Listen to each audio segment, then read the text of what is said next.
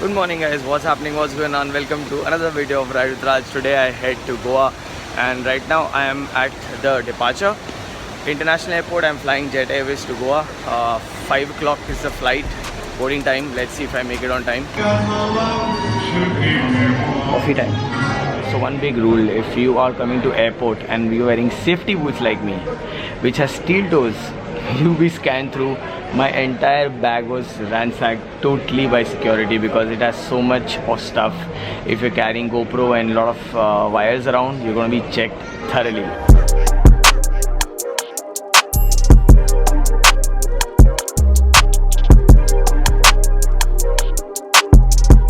Hey, what's up?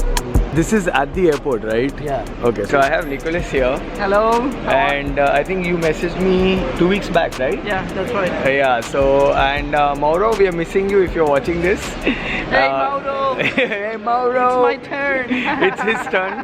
Last year Ridermania it was Mauro and he's Mauro's friend, and we got in touch on Facebook as well. And now he's here at the airport and we are just registering, and they actually have this at the airport, and now we're proceeding further, right? So excited? Yeah, so excited.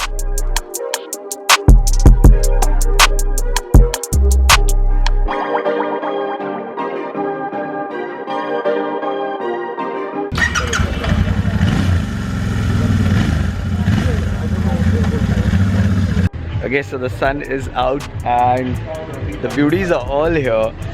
Like we are checking them out. They're all lined up. Too excited, but very sleepy. In fact, everyone's dead tired. But I think after looking at the twins, we have changed our mind, and look at this. It's stunning, trust me.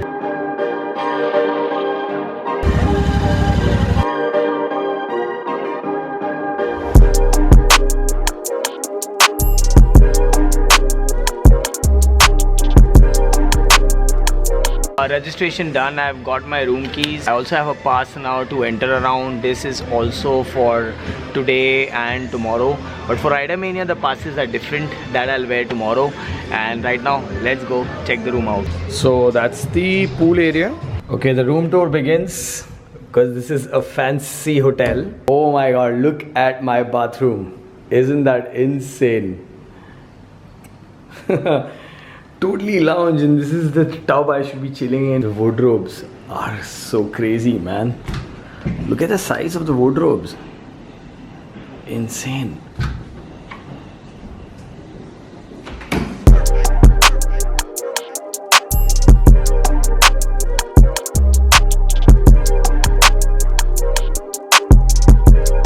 And first thing when you enter a room like this,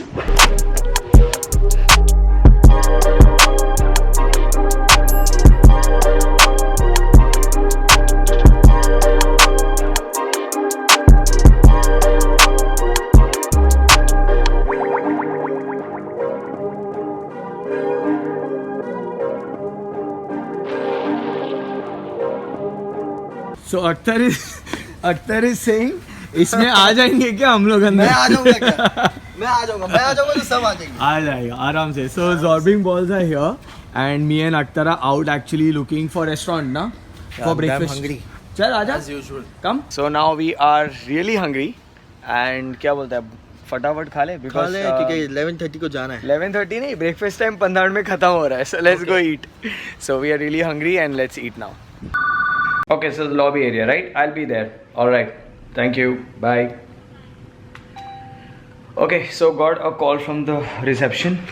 We have to go to the lobby. The reason I'm not taking my GoPro and any of the gear, even my helmet, is because we are coming back here.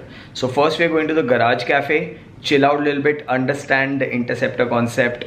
That's my helmet, which you will be seeing on the Interceptor.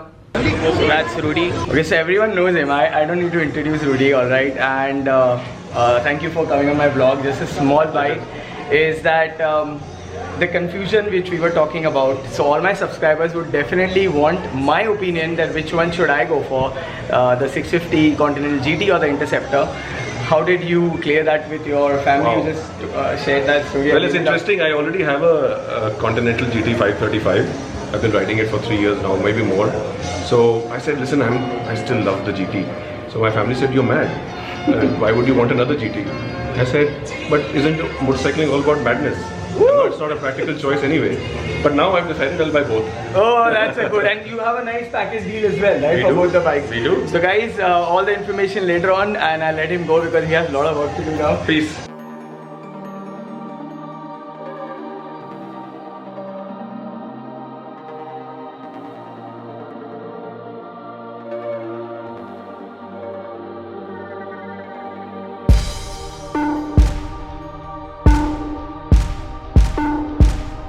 Welcome everybody to the making of the Royal Enfield Continental GT and Interceptor 650 twins. Over the next hour we're going to take you through the development process of these two bikes. My name's Gordon May and I'm Royal Enfield's historian. But the Interceptor wasn't by any means Royal Enfield's first parallel twin. That came in 1948 with the 500 twin, which is otherwise known as the twin with no name, because that's what they called it, the 500 twin. In 1948, when it was released, hand in hand with the 350 Bullet, it had the revolutionary swinging arm rear suspension. So this was the first British motorcycle to have swinging arm suspension. But in 1953, that evolved into a 700cc version called the Meteor. And at that time, that was Britain's largest capacity parallel twin. 1956, in the pursuit of more power, the 40 brake horsepower Super Meteor, which could top 100 miles an hour. That was Royal Enfield's first 100 mile an hour motorcycle. 1958, they took it a stage further. 51 brake horsepower, 110 miles an hour, a road burner called the Constellation. And it was out of the Constellation that the Interceptor came into being. The motorcycling scene in Britain was completely different from that of the United States, and it wasn't just down to the poor weather we have in the UK. Motorcycling centred around cafes, and young motorcyclists would meet in these cafes throughout the week, go for burn-ups, and at weekends would go for long rides together to the coast.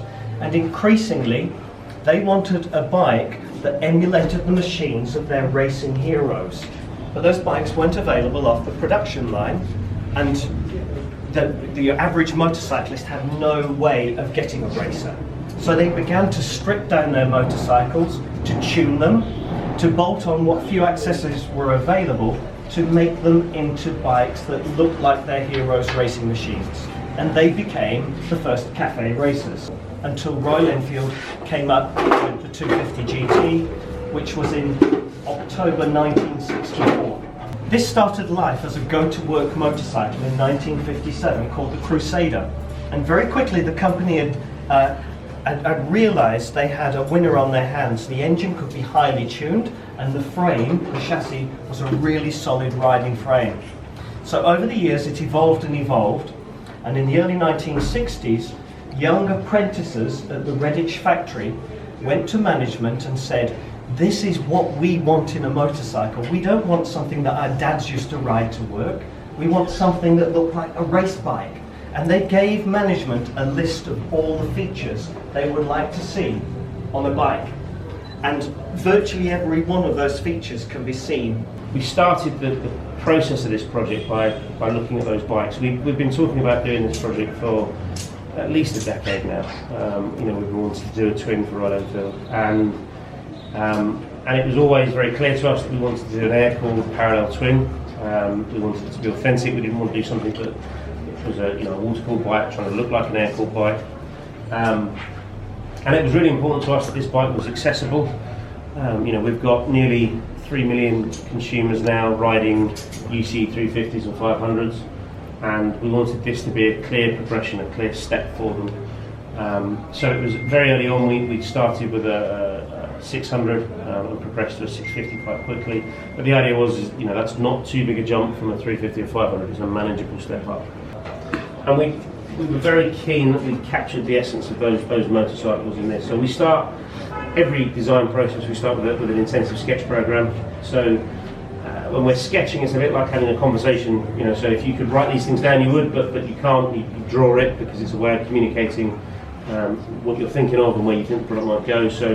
And we start with a fairly broad set of sketches, and we refine it on them and pull them down. And these are all just hand drawn to make sure that the bike, the ergonomics work, and the bike feels comfortable. And so you can sit on a clay model, you can interact with it, and you can also get a sense of proportion that you don't get on the screen in CAD. So in CAD, you know, things that big, whereas actually you blow it up. It's why whenever you see like a Corgi model, you know, they've always got exaggerated features. If you blew a Corgi model up or a Hot Wheels model up, they would actually be all out of proportion because they have to accentuate the things like headlights and things, because proportion works, scale works differently. So being able to see the thing at full scale is really important, and being able to sit on it is really important. As Mark's, I think, explained, that during the clay development stage, there's a lot of interchange between the engineers and the industrial designers to make sure that what we end up with there is feasible. There's still some work to be done, but we think it's going to work. So here's the frame that underlies it all. It's one of the most important components on the chassis side. So this is the kind of model that's created fairly early on, that's on that laptop screen behind you. So this is a first twin-cylinder engine for around 50 years, 650cc twin-cylinder. It has a single-piece forged crankshaft with the pistons offset at 270 degrees. We did that for two reasons. One, it does reduce your vibration. As I say, it was a nice little story in that we needed to name the bike something in the, as we were talking about, the colourways that we were developing. And so instead of just saying the orange one or the blue one, we named them after team members. So okay, so all these colours are team member names. Not quite all, but they all had some little story. Some story behind it. Like so, for example, so we've got Ravishing Red. Ravishing Red is after Ravi and my team. So Ravi. Oh, so Ravi and your team. Yeah. So it's Ravishing. And then Baker Express. Mike Baker was one of the lead chassis engineers. Okay. Mr. Clean was Paul on our team.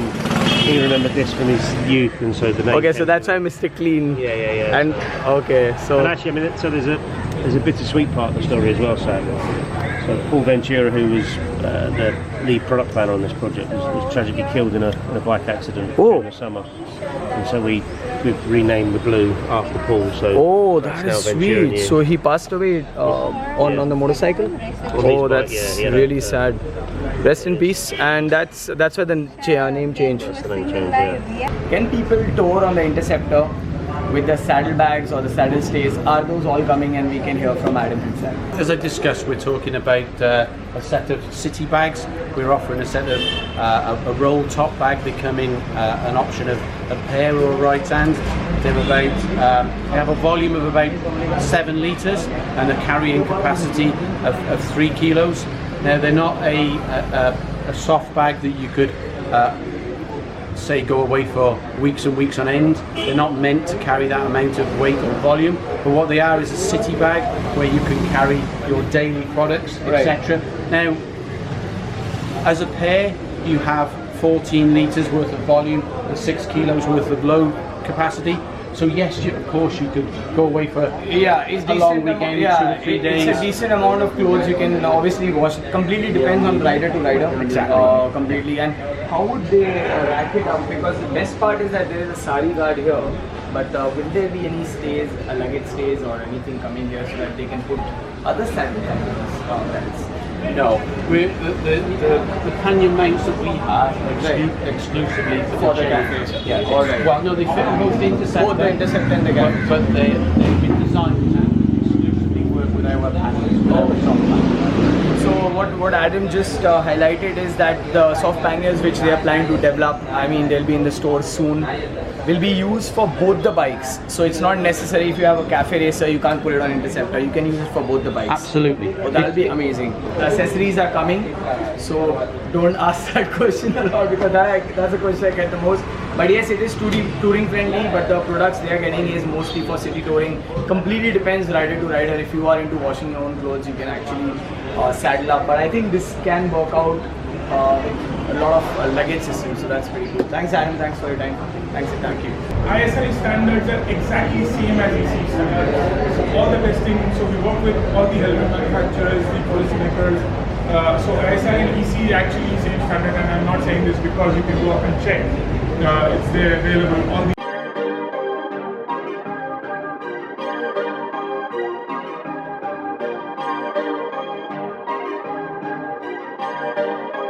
Perfect.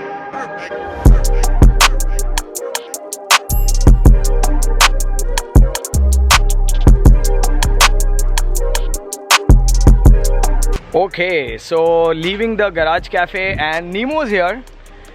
Hi Nemo. So people who don't know Nemo, a great photographer. Details of Instagram mentioned below. He gave me the feather for calligraphy. I have still not tried it, but I've kept it on the rack on top shelf. So that's Nemo, and he's carrying his camera. He's going to click some awesome pictures. And right now we're going to W50 or the Interceptor. I don't know which one I'm going to get. So let's see. We're going to exchange obviously, and then we're going to Arambol Beach, chill out, do some photography, and I'll try to review. My mic is busted, so please excuse that, and let's proceed.